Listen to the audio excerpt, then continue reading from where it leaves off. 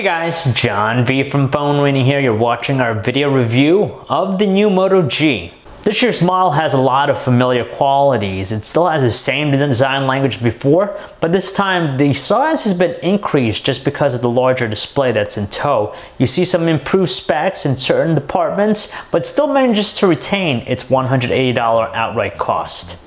What's most apparent with the design of the new Moto G is its overall increase in size.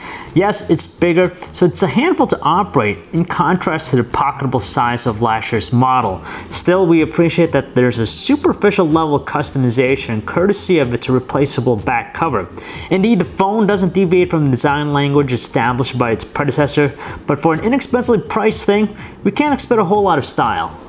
Everything is situated in their respective spots, just like last time. So we have its power button, volume control, micro USB 2.0 port, 3.5mm headset jack, noise cancellation microphone.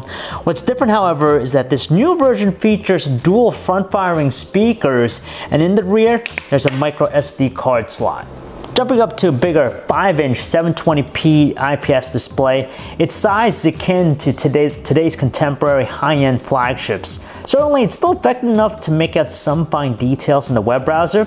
Crazy to believe it though, the screen that's present here actually has a higher maximum brightness output than the Moto X, 390 nits to be exact. But we're more astounded by how much better it is in accurately reproducing colors. They're definitely more subdued than the Moto X, but nonetheless, a whole lot more precise. For what it's worth, we're generally content with the overall quality of the Moto G's display.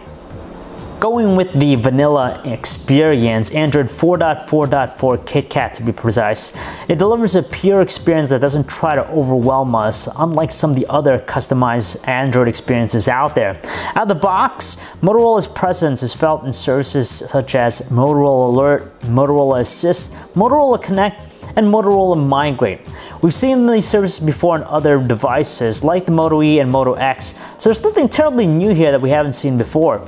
Finally, you can sleep knowing that Motorola pledges to provide a guaranteed upgrade to Android L when the time comes. Strangely, Motorola has opted to go with the same processor from before, a quad-core 1.2 GHz Qualcomm Snapdragon 400 processor coupled with 1 GB RAM and the Adreno 305 GPU. Yes, it's effective for basic operations, but it's hardly the kind of gear equipped to handle more advanced functions. You'd think that Motorola would have given this 4G LTE connectivity from the onset, but that's not the case once again. Instead, we're left to surf the web using HSPA plus speeds, which isn't too terrible. Hey, at least the web browsing experience is decent.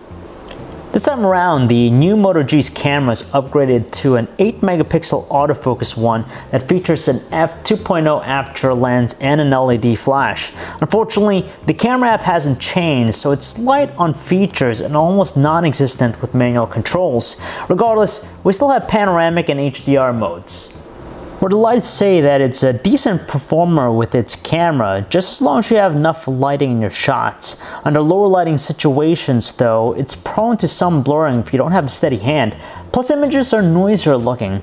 In combating that, its single LED flash casts the perfect amount of lighting to light up our shots. Having only 720p video recording at 30 frames per second, we're neither impressed nor totally disappointed by the results. For what it's worth, the 720p videos it captures are decent enough to accept, though it's kind of a little light with the details and it's underexposed. We're just kind of irked to the reasoning behind its lack of continuous autofocus. With the aid of its dual front-firing speakers, the Moto G turns out a resounding 74.2 decibels of power, a tally that nearly matches the Moto X's speaker. More than audible to the ear, its quality is pleasantly complemented by its high-toned and crisp stereo audio output.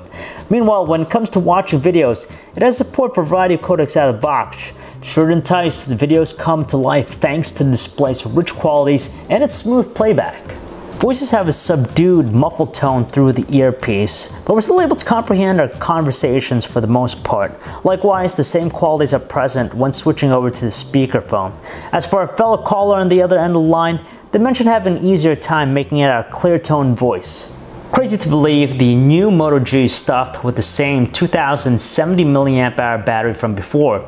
With this, we're able to get an easy 1 day of battery life with normal usage. Although power users will need to recharge the phone at some point.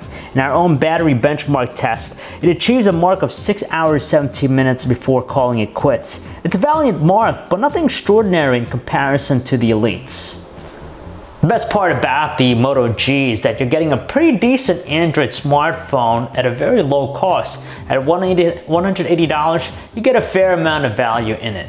The new Moto G isn't for everyone, but the biggest thing about it is the price point. It's very affordable, so if you're on a budget and you don't want to pick up something on contract, this is a great alternative for you without a whole lot of sacrifices in its performance.